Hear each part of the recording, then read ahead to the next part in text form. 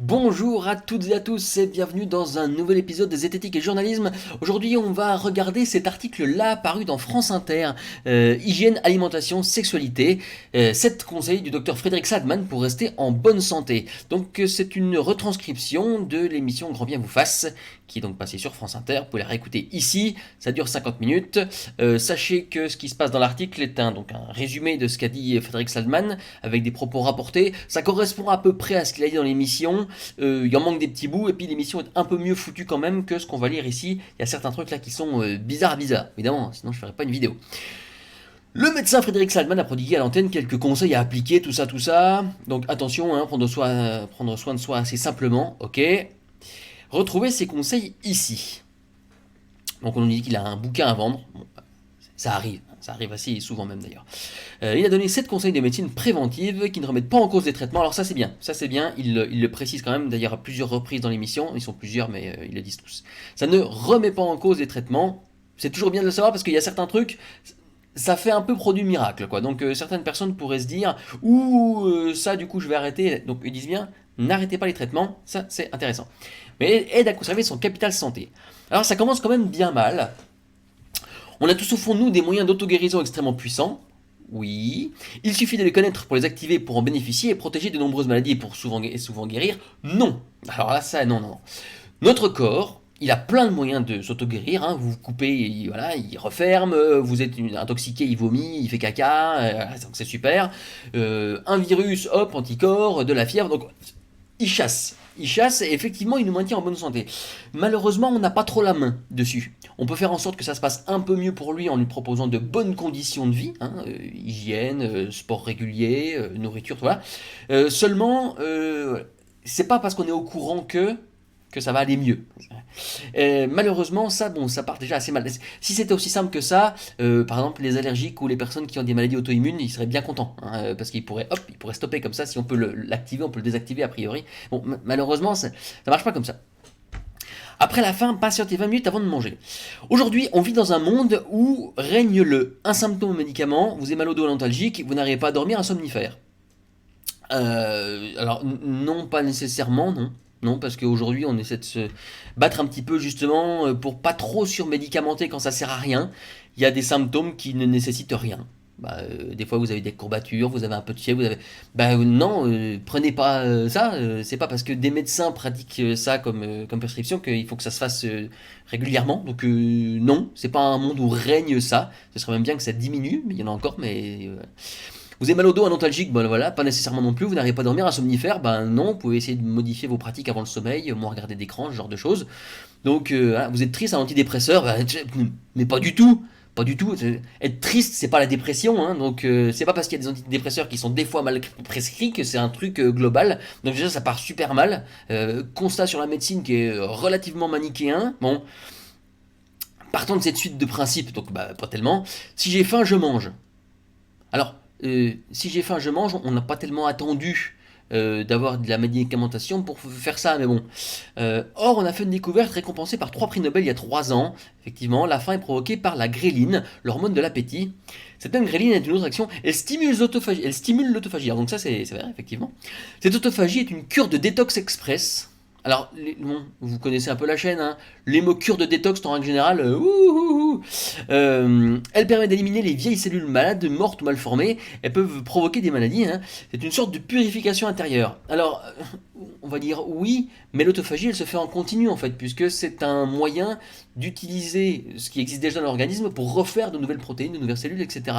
Si bien que sans autophagie, on aurait bien du mal à gérer, en fait. Donc, qu'est-ce qu'il propose ? En plus, cette même gréline booste l'hormone de croissance jusqu'à 2000%. Alors, je sais pas d'où il le tient, ce truc, ce chiffre-là. Parce qu'effectivement, il y a des liens entre hormone de croissance et gréline, mais ce 2000%, j'ai pas réussi à mettre la main dessus. Donc, on est quand même sur un truc qui fait x20. Hein, donc, si vous avez des informations, je vais vous en demander plusieurs d'ailleurs, mettez-moi de la doc en commentaire, parce que moi, j'ai bien galéré. C'est comme une hormone anti-vieillissement. Alors, ouais, là, voilà, ça commence, ça fait un peu produit miracle, quoi. Oui, effectivement, il y a des effets, mais anti-vieillissement, ça suppose un peu que ça stoppe le truc, là, vu comme c'est dit comme ça, là. Ça, c'est chiant, ça, ce côté super manichéen. Donc, si après avoir ressenti les premiers symptômes de la faim, vous patientez, gardez votre faim pendant 20 minutes, vous allez vous faire une vraie cure de détox cette jeunesse. Donc ça, déjà, comme phrase, on peut complètement oublier, hein. Et en règle générale, on mange pas sitôt qu'on a faim. Pour les gens qui sont au travail, par exemple, et qui peuvent pas manger à pile quand ils ont faim, s'ils ont faim à 11 h et qu'ils mangent à midi, par exemple, alors là, c'est jeunesse maximale. Ils ont attendu 1 heure. Comment ça se passe? J'ai l'impression, alors vous allez me dire ce que vous en pensez, que on attend rarement moins de 20 minutes avant de manger. Vu qu'on est relativement bien réglé, j'ai pas l'impression que dès qu'on a faim, on mange. On a des trucs plutôt plus ou moins calés, quoi. Enfin, dites-moi comment vous voyez ça, mais j'ai pas l'impression que ce réflexe faim-manger soit aussi automatique et aussi soudain que ça. Bon, bref. Donc ça commence. Pas de truc, j'ai l'impression spécialement faux, mais c'est relativement bien manichéen, hein. Bon. Le jeûne séquentiel, autre instrument de bonne santé. Pendant 14 heures, s'il n'y a pas de contradiction de votre médecin, vous ne mangez pas, vous buvez beaucoup au tisane. Par exemple, vous dînez à 21 heures, puis vous déjeunez à 13 heures. Qu'est-ce qu'il se passe? Votre teint est plus clair, vous risquez moins d'asthme, moins de rhumatisme, moins d'allergies. Bref, vous allez très bien. Alors, ça c'est pareil, je ne sais pas d'où il le tient. J'ai essayé de rechercher par mots-clés. Alors en anglais, hein, voilà. J'ai essayé de rechercher fasting, 14 hours, je sais pas quoi. Je trouve pas de trucs qui correspondent. Les seuls machins qui correspondent à peu près, c'est que quand ils font des tests sur les différentes conditions qui sont présentées là, ils attendent 12 à 14 heures pour faire les prises de sang, et à ce moment-là, ils se rendent compte des trucs. Mais c'est pas un effet du jeûne, c'est un effet de ce qu'ils ont mis avant dans le corps des personnes. Donc je ne sais pas à quoi correspondent ces trucs-là. Si vous aussi vous trouvez, ou vous avez déjà entendu parler, je veux bien des sources en commentaire, parce que là c'est compliqué. Pourquoi? À chaque seconde, l'être humain produit 20 millions de cellules pour remplacer ses cellules usées ou mortes. Plus on avance en âge, plus le risque d'erreur de copie augmente. Quand on fait ce jeûne séquentiel, on renforce son ADN, on diminue son risque de cancer aussi. Le renforcement de l'ADN, c'est chaud. C'est chaud, honnêtement, c'est des termes qui sont vraiment bizarres. On peut pas parler d'épigénétique comme ça avec des termes de cette manière-là, si vous voulez.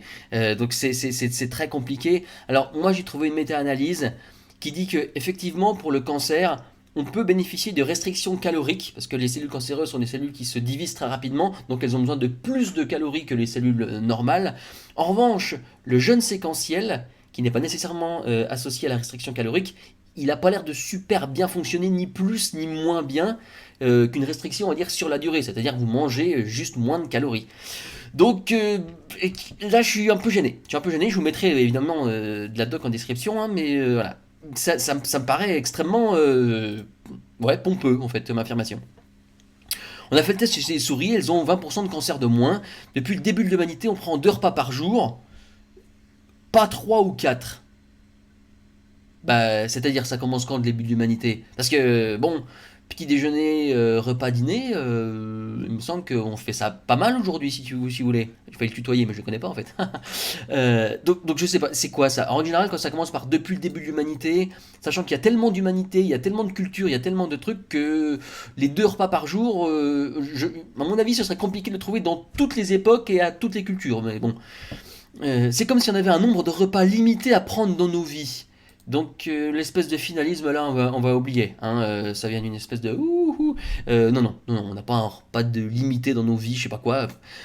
Les civilisations ont toujours parlé du jeûne comme d'une pratique ancestrale. Ouais, pareil, je suis pas sûr qu'un appel à l'ancienneté ce soit bien probant ici, mais parce que la médecine scientifique, voilà, ça a quoi? Ça a 2 gros siècles, hein, à la louche, depuis que ça a commencé. On va plutôt se baser sur ce qu'on sait à peu près depuis 200 ans, quoi, hein. Donc les trucs ancestraux, vaut mieux oublier. Vaut mieux oublier. C'est pas que c'est faux, hein, c'est que argumentativement c'est moyen.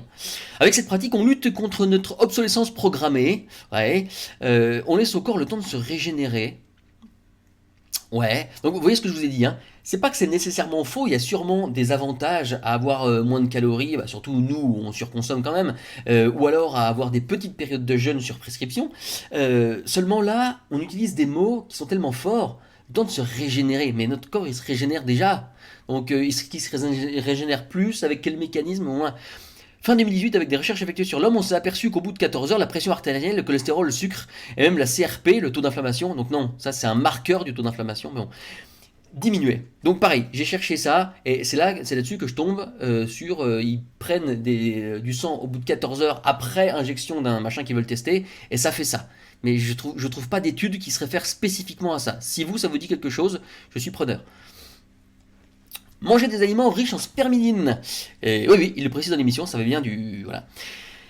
On a constaté que les centenaires avaient un taux de spermidine très élevé. Ça s'appelle un biais du survivant. C'est-à-dire, vous prenez une population qui fait un peu plus que les autres, donc là ils vivent plus que la majorité des personnes, vous regardez ce qui se passe dans leur corps et vous dites « Ah, il y a ça, donc !» Alors là, il n'en tire pas spécialement de conclusion, mais puisqu'il le met en avant, c'est un petit peu... Alors, comment est foutue la corrélation? On ne sait pas trop. Puis lors d'une expérience, on a donné à des souris des aliments riches en spermidine, on a constaté 25% de vie en bonne santé en plus. Je trouve des trucs là-dessus, mais ça n'a pas l'air si évident que ça. Donc à nouveau, voilà. Et puis surtout, c'est sur la souris. Est-ce que c'est valable aussi sur les humains? Rien n'est sûr. C'est assez galère de trouver de l'information là-dessus. On est sur des pistes, je dis pas que c'est faux, mais là c'est présenté de façon à ce que ce soit waouh, extraordinaire. Bah non, c'est pas si ouf que ça. Donc voilà, donc vous pouvez les trouver dans ces différents aliments-là. Bon appétit. Ça c'est marrant. Adopter un chat. Un jour, un patient de Frédéric Salman lui dit que quand il a très mal au dos, il met son chat dans un sac à dos avec la tête qui dépasse, puis il marche pendant une demi-heure et il va mieux. Il n'a pas trouvé d'études dessus, sans deck. Mais il savait que quand on a mal au dos, il valait mieux marcher que rester dans son lit. Oui, bon, ça stimule un peu. Mais c'est tout. En enquêtant sur le chat, il a appris qu'il émet des ronronnements à une fréquence très large, 40-140 Hz, qui sont les mêmes que certains appareils de kiné, vous savez, les trucs TENS là. Et par ailleurs, les gens qui ont des chats font 40% d'accidents cardiovasculaires en moins. Ouais. Alors, le ronronnement des chats, déjà, à toute petite distance, il n'y a plus d'effet. Je suis pas sûr que dans le sac du bonhomme, avec le tissu du sac, il le sente dans son dos. Je suis pas sûr qu'il entende le ronronnement dans le brouhaha de la nature. Je suis pas sûr que le chat, quand il se fasse trimballer pendant que le mec court, il ronronne, déjà. Et ouais, il y a sûrement des effets qui sont très croisés avec le fait que le mec soit en mouvement, en fait. Et par ailleurs, les gens qui ont des chats font 40% d'accidents vasculaires en moins. Oui, mais bon, pareil, corrélation, causalité, on est sur un effet cigogne là. Qu'est-ce qui nous dit que ça fonctionne comme ça? Qu'est-ce qui nous dit qu'il n'y a pas des troisième ou quatrième ou cinquième facteurs qui rentrent en jeu? Si les gens sont moins stressés quand ils ont des chats, par exemple, ouais, fatalement, du coup, il y aura moins d'accidents comme ça. Si les gens, ils adoptent un style de vie qui est plus calme pour convenir à celui de leur chat, alors... Donc il y a plein de facteurs qui peuvent rentrer en cause, qui font que là, bon bah voilà, ces trucs-là, ça vient, mais ça vient d'on ne sait où. Ce serait bien de le développer, ça, voilà, parce que sinon ça fait un peu le truc qui tombe du ciel. Ah, j'ai un chat, boum, 40% en moins. Ah. Bon, c'est trop bizarre, trop bizarre. C'est pareil, c'est pas spécialement faux, c'est trop bizarre. C'est essentiel, 30 minutes de sport par jour, une demi-heure par jour, on peut tous la trouver, on peut pédaler sur le vélo d'appartement, marcher vite, faire des pompes parce qu'on se recharge dans le mouvement. Ouais. Einstein disait, la vie c'est comme la bicyclette, on arrête, on tombe. Ouais, Einstein il disait plutôt, la vie c'est comme la bicyclette, si on veut garder l'équilibre, il faut garder le rythme, je crois, c'est un truc comme ça. Mais bon, c'est à peu près pareil, je me rappelle pas l'avoir entendu dans l'émission, mais bon, c'est pas grave. Bon, c'est pas ça l'idée, on se recharge pas dans le mouvement particulièrement, là, c'est juste que voilà, ça fait fonctionner l'organisme et puis ça permet d'éliminer des graisses, ça permet de. Bon. D'ailleurs, je vous mets un super article de Florian Gouttière, rapport au pas par jour et aux 30 minutes de sport, c'est bien sourcé et tout, c'est cool. Comme vie saine ne rime pas avec ennui, alors ça, écoutez, c'est marrant. Frédéric Salman rappelle également que 12 rapports sexuels par mois augmentent de 10 ans l'espérance de vie en bonne santé. Alors déjà, on peut ne pas s'ennuyer en faisant autre chose que du cul, quand même, il y a peut-être plein d'activités. Alors ça c'est bizarre. 12 rapports sexuels par mois augmentent de 10 ans l'espérance de vie en bonne santé. Donc ça va à peu près 3 par semaine de 10 ans. 10 ans c'est beaucoup. Qu'est-ce qu'il y a dans le rapport sexuel qu'on pourrait pas retrouver par exemple dans la pratique d'autres sports ou des trucs qui nous font un petit peu sécréter des hormones sympathiques? J'ai plutôt l'impression là qu'on est encore sur une espèce d'effet cigogne où il y aurait des facteurs confondants qui sont à mon avis plus forts que ça. Si vous avez 3 rapports par semaine, c'est qu'a priori vous avez un rythme de vie qui est relativement stable.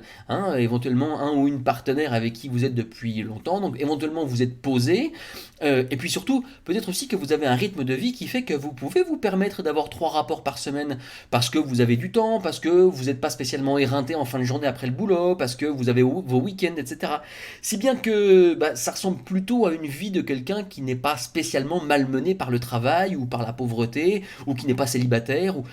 Donc il y a peut-être beaucoup de raisons d'avoir 10 ans d'espérance de vie en bonne santé en plus, ouais, qui serait corrélé au fait d'avoir du sexe en plus.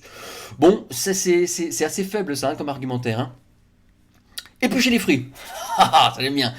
Éplucher une pomme, c'est enlever 90% des pesticides. Oui, alors bon, les pesticides sur une pomme, il faut que vous mangiez des kilos et des kilogrammes de pommes par jour pour que les pesticides qu'il y a dessus vous soient d'un quelconque effet sur l'organisme. Donc vous pouvez les éplucher si vous voulez, mais c'est pas les pesticides qu'il y a dessus. À la limite, vous les lavez parce que les gens ils les tripotent dans les magasins et tout. Voilà, là vous risquez moins de trucs. Mais sinon, faut arrêter avec les pesticides dans la consommation. Voilà, on n'est pas à risque. Globalement, on n'est vraiment pas à risque. Ça, c'est marrant. Si on enlève les taches marron, la batuline, souvent cancérigène, la pomme est encore plus saine. Ça, c'est assez symptomatique. C'est pas la batuline, c'est la patuline, avec un P comme pesticide, pourtant facile. On nous dit, pareillement, voilà. Alors, il dit que la batuline est souvent cancérigène. Voilà. Alors, le CIRC n'arrive pas à la classer comme cancérigène. Alors, par contre, elle est effectivement toxique. Ce qui est assez symptomatique quand même, c'est que la personne qui a écrit cet article, qui a fait la transcription, si vous écoutez le podcast, vous verrez que Frédéric Salman, effectivement, il a une voix un petit peu nasale comme ça, et on comprend pas très bien s'il dit batuline ou batuline. Voilà. Bon, la personne qui a écrit ça, elle n'a pas cherché, parce qu'elle a écrit un mot qu'elle ne connaît pas. Évidemment qu'elle ne connaît pas parce que le mot n'existe pas. Quand on recherche batuline sur Google, on tombe sur rien. Quand on cherche batuline plus pomme, Google nous corrige et il écrit patuline, le bon mot. La personne qui a écrit ça n'a pas fait cet effort-là. Elle a laissé ce qu'elle a entendu. Du coup, ça donne ça. Donc, qu'est-ce qu'on a ici? On a une personne qui a retranscrit au kilomètre ce qu'elle entendait et qui s'est pas dit tiens, ça c'est bizarre, qui n'est pas allé chercher. Non, on a juste la retranscription. Personnellement, je trouve ça assez terrible. Pas dans le fait que cette personne-là soit pas compétente, parce que son boulot c'est sûrement de faire la retranscription, c'est pas la question. La question c'est de dire derrière, quelle est l'ambition d'une radio qui propose ce genre de processus d'écriture. Voilà, c'est tout. Je trouve pas ça super top. Bon, bref. Pareillement, on ne laisse pas un citron dans un soda ou un thé parce que sa peau est également pleine de pesticides. La petite tranchette de merde épaisse comme ça que vous allez mettre dans un thé par exemple, elle est probablement moins dangereuse que la caféine que vous avez dans le thé si vous voulez. Donc je pense qu'en comparant les doses, pareil, il faudrait boire des litres et des litres de thé ou même de soda, alors là, c'est encore pire avec les sucres et tout, avec une petite tranchette sur le bord de la tasse pour qu'il y ait des problèmes de pesticides. Et donc vous auriez des problèmes avant, hein, évidemment. Et donc surélever les jambes aux toilettes, celui-là j'aime bien parce que effectivement c'est le cas. Effectivement, c'est le cas. La position sur le trône n'est pas physiologique, l'angle anorectal est trop fermé, c'est comme un tuyau plein d'eau qui n'arrive pas à se vider. Et alors faites le test chez vous, c'est assez marrant. Et effectivement, quand vous soulevez les jambes, je vous mettrai en description cette pub magnifique pour le Squatty Potty, qui était un bijou créatif et qui nous expliquait, bon, c'est très schématisé, hein, pourquoi est-ce qu'il valait mieux lever les genoux au moment d'aller faire caca. Alors voilà, alors quels sont les problèmes avec cet article? On a des trucs qui sont passés vite, voilà. Il y a des trucs qui sont un peu faux, mais il y a des machins, on peut pas dire qu'ils soient faux, mais ils sont présentés de façon tellement évidente, voire manichéenne, que ça ressemble à des remèdes miracles. C'est pour ça que je vous disais en début de vidéo, je suis bien content qu'ils aient dit qu'il fallait pas arrêter les traitements, parce que là, on a des trucs qui nous disent cure de détox pour le corps, la jeunesse, on vieillit moins, c'est super. Si les gens ils se mettent à prendre ça au premier degré, c'est assez grave. C'est assez grave parce que ouais, c'est des remèdes de grand-mère, certains, qui sont, comme le dit l'émission, la médecine du bon sens. Ouais, sauf que le bon sens en science, il faut s'en méfier très très fort. Hein. Je vous rappelle que selon le bon sens, la Terre est plate parce qu'on l'a jamais vue ronde, et selon le bon sens, la lumière va à une vitesse infinie et instantanée. Alors que c'est pas le cas non plus. Donc le bon sens, il est super trompeur en science. Donc méfiez-vous beaucoup. Allez écouter l'émission, il y a un peu plus de précision, mais c'est quand même pas la panacée. Hein. Et Frédéric Salman, c'est pas la première fois qu'il se fait un petit peu épingler en mettant en avant de la science qui on sait pas trop d'où elle vient, quoi.